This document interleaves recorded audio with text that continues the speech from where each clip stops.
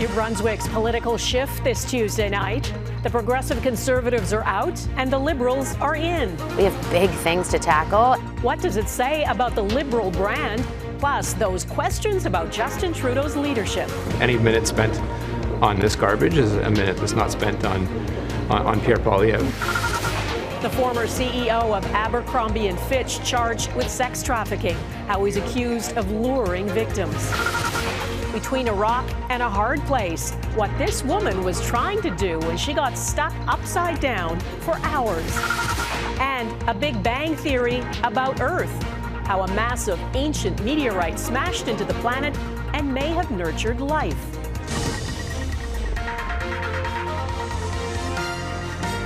Global National with Donna Friesen.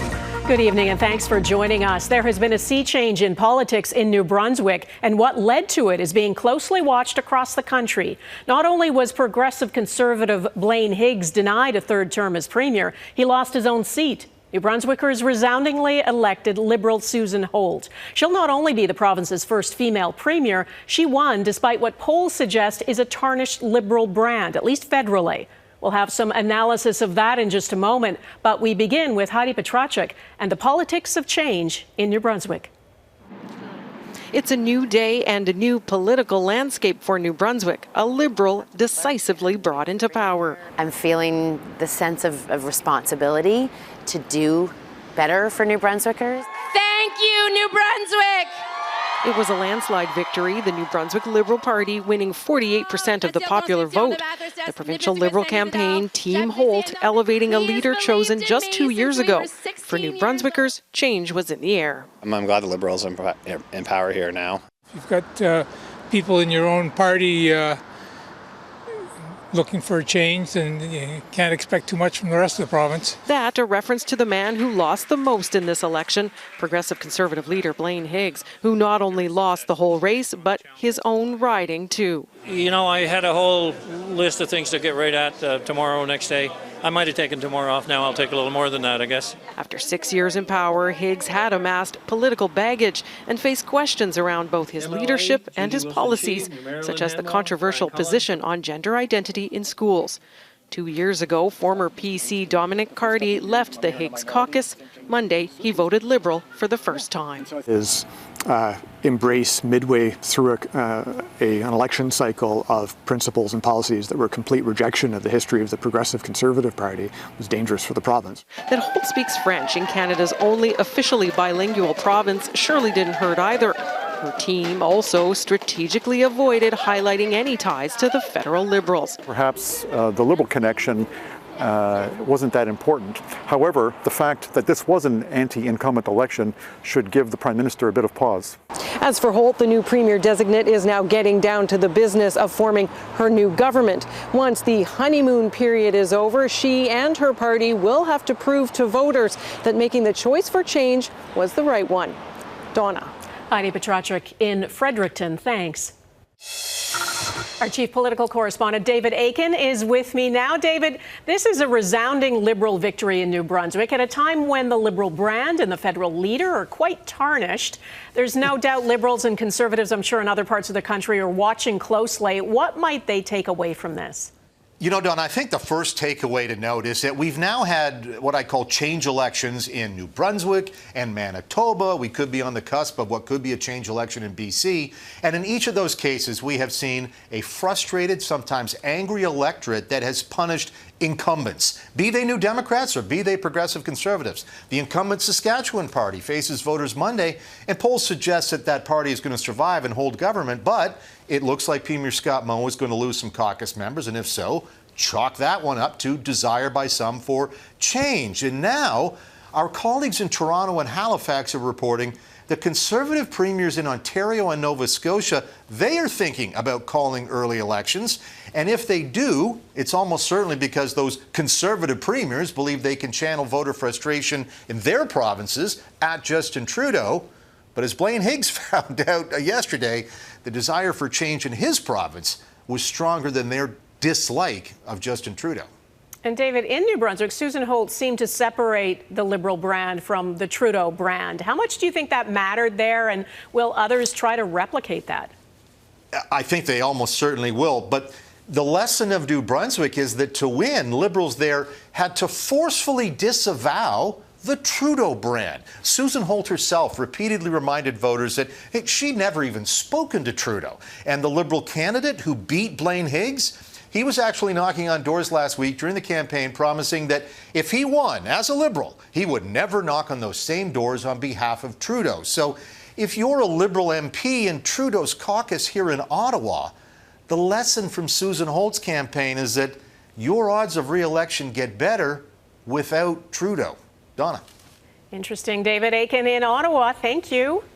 And a guessing game is underway in Ottawa to figure out how many Liberal MPs intend to challenge Justin Trudeau's leadership at a caucus meeting tomorrow. The trouble has been quietly brewing for months, but few MPs have been willing to go public. And as Mackenzie Gray reports, those in Trudeau's inner circle, members of his cabinet, appear in no mood to listen.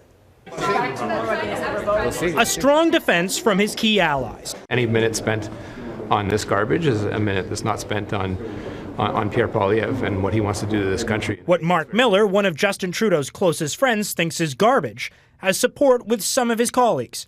Sources telling Global News up to 30 MPs have signed a document asking the Prime Minister to leave. Clearly in the public opinion polls, we are not leading. There is concern on the part of members of caucus. It's important we have that conversation. Those concerns a major topic during today's cabinet meeting, which ran over an hour and a half late. Does your caucus still have confidence in you? Leaving the Prime Minister to rush to question period. The reality is he can't administer the government because he's too busy fighting for his job. The Conservative leader is simply focused on playing politics and gaining power. Two Liberal MPs that spoke with Global News described the largest ever pushback against Trudeau's leadership as made up of nearly exclusively males. Another MP classifying them as angry white men, some of whom are mad they never made it to cabinet, others upset there's been no substantial policy or communications changes, despite promises dating back to 2022 that there would be. Grievances that will be aired tomorrow when the Liberal caucus meets. At the end of the day, I'm approaching tomorrow's caucus meeting just like any other caucus meeting where we talk about issues that are important for Canadians. It's not any other caucus. But debating the Prime Minister's leadership isn't a normal topic, even though it'll be the key one at the meeting. I support him. I think he's done a good job. Should he lead you in the next election? I will discuss that at caucus. I like to think a lot of people have questions for the Prime Minister as to why he should run again and what he's in it for. What's important is we actually have a conversation on this. And the Deputy Prime Minister believes the Liberals will leave that conversation unified. Do you expect that this issue will be put to bed tomorrow once the caucus meets? Yes, I do. But Chrystia Freeland's view might be a rosy one, Donna, with one Liberal MP telling Global News it's no longer about saving seats, it's about saving the party.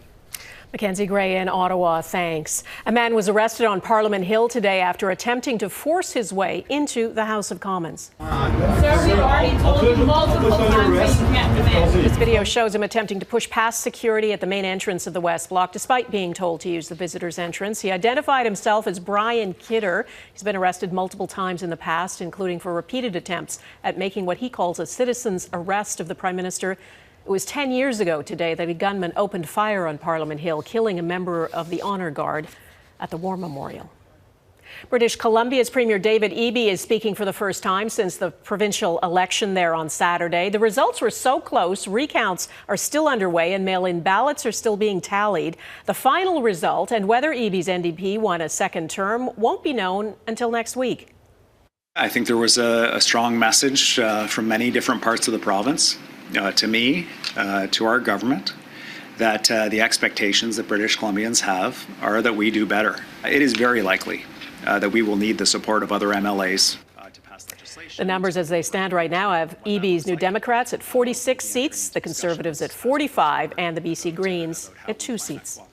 A judge has ordered former New York City Mayor Rudy Giuliani to turn over his Manhattan penthouse and other valuables to 2 Georgia election workers as part of a defamation lawsuit. Last year, the 2 workers successfully sued Giuliani for over $140 million. A federal judge has given Donald Trump's former attorney 7 days to transfer his personal property. That includes his penthouse, a vintage Mercedes-Benz, luxury watches, and sports memorabilia. Giuliani had falsely accused them of tampering with votes during the 2020 presidential election.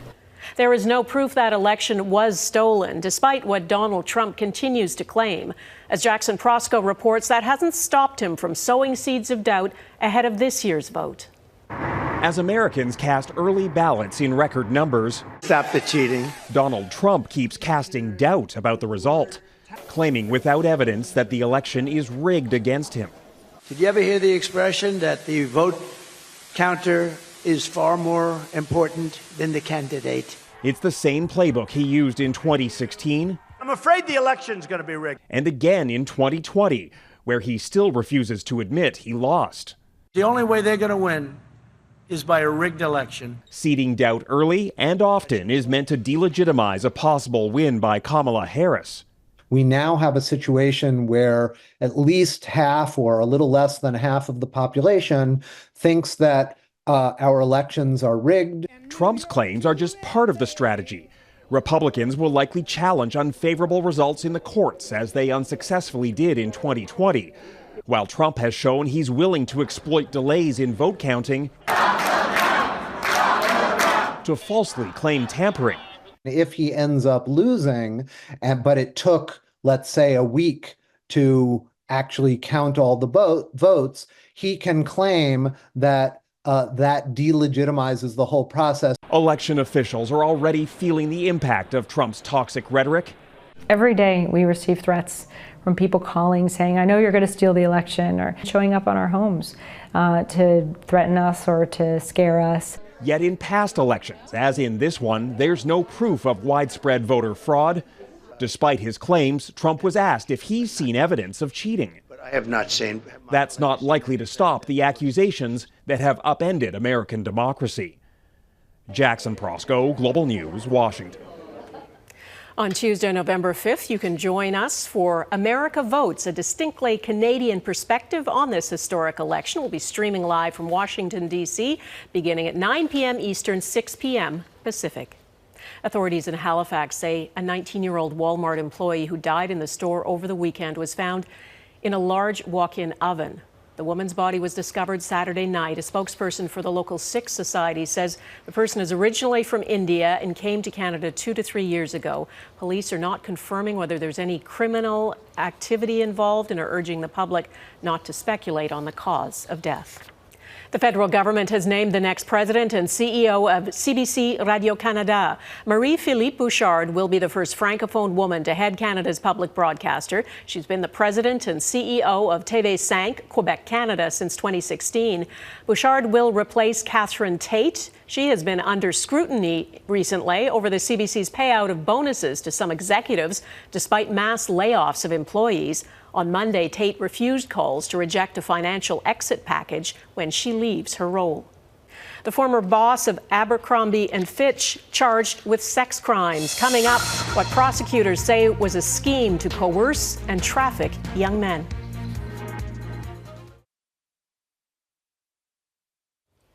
The former head of one of the world's most recognizable clothing brands is charged with sex trafficking and prostitution. Former Abercrombie & Fitch CEO Mike Jeffries, along with his romantic partner and a third associate, were arrested this morning. Jeffries is accused of using his position and power to find, lure, and exploit vulnerable victims. Mike Armstrong reports.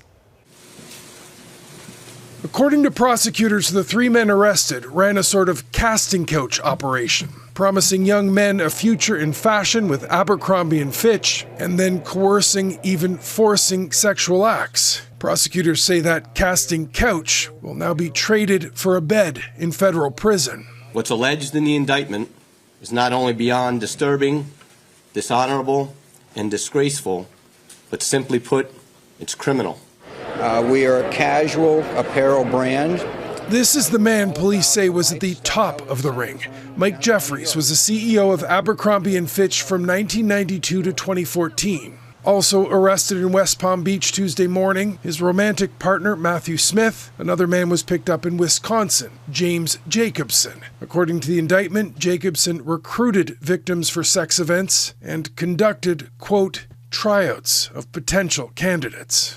Their sex trafficking and prostitution enterprise lasted at least from the end of 2008 until early 2015. Prosecutors say the accused spent millions of dollars, personal funds, to support the ring and keep it secret. Victims were moved around the world for sex events, pressured to take drugs, and forced to sign non-disclosure agreements. All with the belief that if they complied, it would help their modeling careers, and that if they didn't, it would end their modeling careers. Anything you want to say to your accusers? Jeffries has been released on a $10 million bond with an order not to communicate with any victims. Prosecutors say 15 have come forward, but that there are likely dozens and dozens more. Mike Armstrong, Global News, Montreal. Ahead, Israeli airstrikes pummel parts of Lebanon, plus desperate calls for aid in Gaza. Israel is denying it's attempting to remove the civilian population of northern Gaza. The slow trickle of aid and the intensifying attacks, including on hospitals and shelters, paint a different picture. Israel says it is targeting Hamas fighters it claims have regrouped. But the head of the UN Agency for Palestinians, UNRWA, says his staff in northern Gaza cannot find food, water, or medical care. Philippe Lazzarini says the smell of death is everywhere as bodies are left lying on the roads or under the rubble. Missions to clear the bodies or provide humanitarian assistance are denied. Israel says it's allowed 237 aid trucks into northern Gaza in the last 9 days and is being pressured to do much more. The U.S. Secretary of State, Antony Blinken, met Israel's prime minister today and again emphasized the need for Israel to take additional steps to increase and sustain the flow of humanitarian aid into Gaza. At the same time, Israel is pounding targets in Lebanon, as Redmond Shannon reports. One missile flattens a Beirut building in 3 seconds. Israel issued a warning shortly before. There have been no reported deaths. The latest airstrike on the Lebanese capital following this overnight attack near one of its main hospitals, where at least 18 were killed and dozens others injured. My niece was killed, and for what? Asks this woman.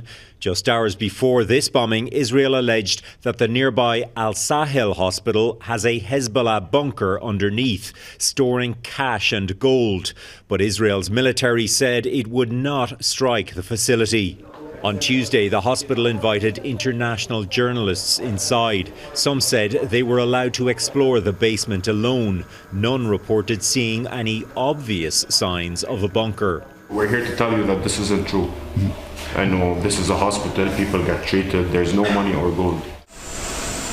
US Secretary of State Antony Blinken is in the Middle East for the 11th time since October 7th last year, meeting Israeli leader Benjamin Netanyahu for 2.5 hours, pushing him on aid flow into Gaza and a ceasefire deal. I don't think Prime Minister Netanyahu is interested in a ceasefire at the moment. I think he sees this as an opportunity to finish the job, and whatever total victory means for him. Hezbollah's spokesperson in Lebanon said they won't negotiate while they're under fire, and he claimed the group now takes full responsibility for a drone strike on Netanyahu's home at the weekend. Later, Israel confirmed it recently killed Hezbollah's Hashem Safiuddin, a man seen as the heir apparent to killed leader Hassan Nasrallah. Redmond Shannon, Global News, London. A woman trapped between a rock and a hard place. Next, the daring rescue down under.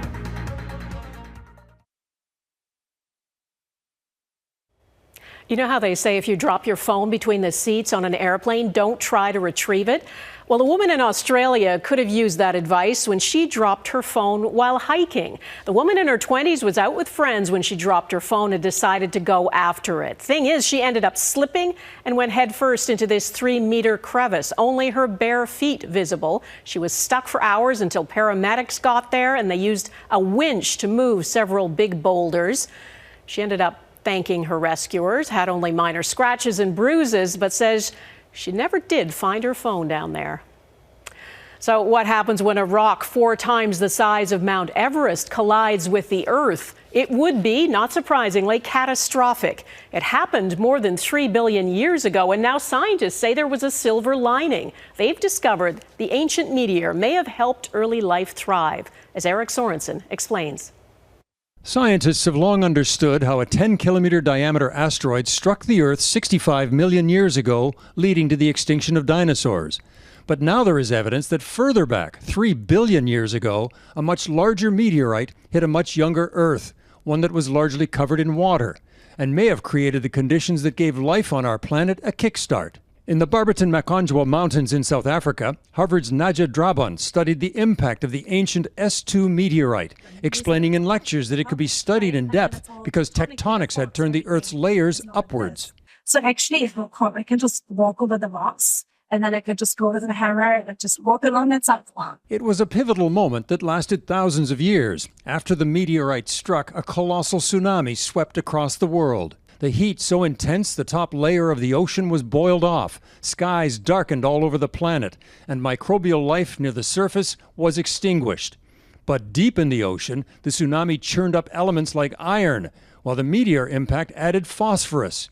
As ocean waters returned, organisms that feed off iron and phosphorus bloomed. It was like a fertilizer bomb for new life to evolve and thrive.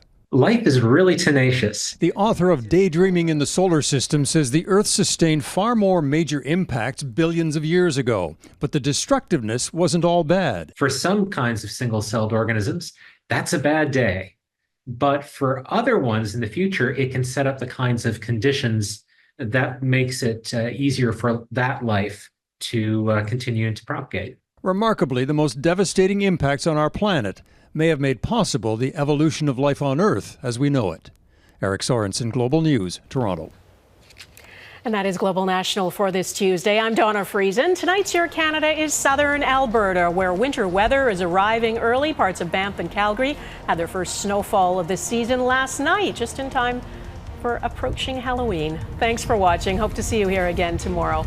Bye-bye.